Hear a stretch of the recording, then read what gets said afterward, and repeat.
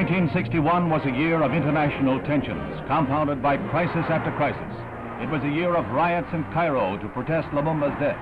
It was Cuba in a red regime and Castro's boast that he had always been a communist. It was Chombe and warfare in the Congo, with that young nation torn asunder by civil strife. 1961 was Laos, now under the uneasy rule of a neutralist regime.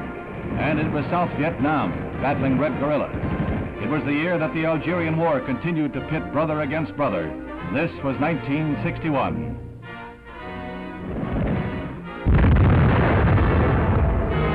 In January, John Fitzgerald Kennedy was sworn in as the 35th President of the United States and began the momentous task of guiding the nation through the critical years ahead.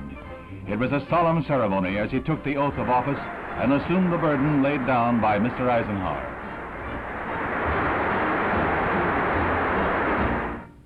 President Kennedy made his first venture into personal diplomacy with a trip to Europe, conferring first with General de Gaulle, who remained unconvinced that he can or should negotiate with Russia over Berlin. Vienna was a neutral arena for a sparring match between two worlds. The men who hold the power to write tomorrow's history met, smiled, and resolved no problems. The dictator and the president, the East and the West. Constant ally in adversity, Britain received a report on his meetings from Mr. Kennedy. The bond between the two nations grew stronger. For a time, the very effectiveness of the United Nations was threatened when Dag Hammarskjöld was killed while on a peace mission to the Congo. The great apostle of peace had assumed his post in 1953 and brought to his work a dedication that won him international respect even from the Russians.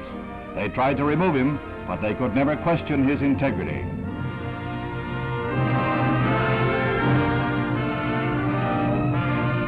U Thant of Burma succeeded Mr. Hammarskjöld to guide the UN during the parlous times it faces. Man had his first great success in space when the Russians pushed a man across the threshold. He was Yuri Gagarin, the astronaut the Russians lionized as the first to orbit the Earth. It was the propaganda coup of the year.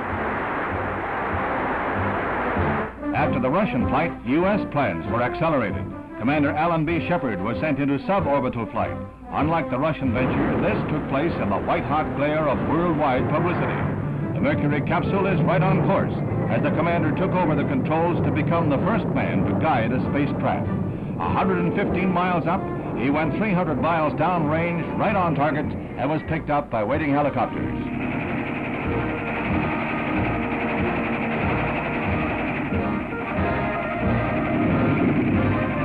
The triumph of Alan B. Shepard, U.S. space pioneer.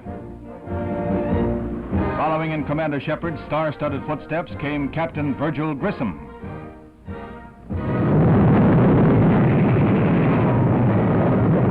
Everything is A-OK until the heartbreaking finale. As the captain prepared to leave the capsule, explosive bolts on the escape hatch let go, and the Mercury is lost. However, the moon gets closer. The line of demarcation in the Cold War lies in Berlin. West Berlin, with its burgeoning prosperity, is a thorn in the side of the Reds. Refugees from the East escaped by the tens of thousands until the communists in desperation threw up their wall of hate to seal off the border.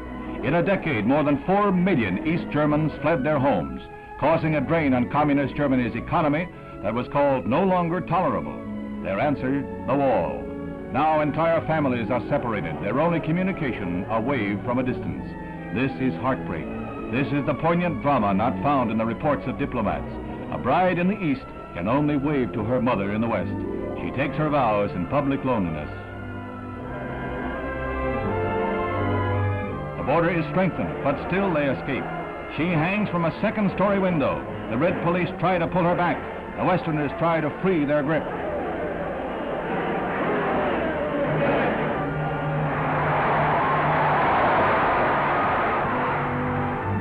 East Germans grasp any fleeting chance. A guard's back is turned, the barbed wire is slashed, and Westerners stretch forth willing hands to pull them to asylum. They gamble that a sudden rifle shot won't end their dreams, that a slip won't bring disaster. Freedom is man's most prized possession, and it is only for those who love it.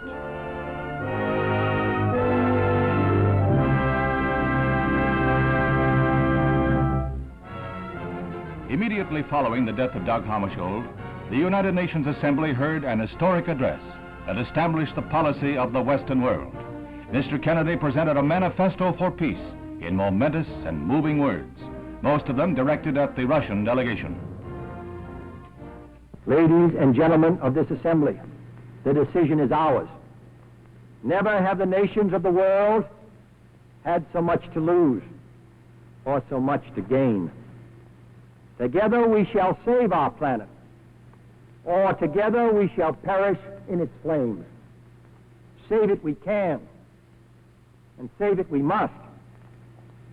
And then shall we earn the eternal thanks of mankind, and as peacemakers, the eternal blessing of God.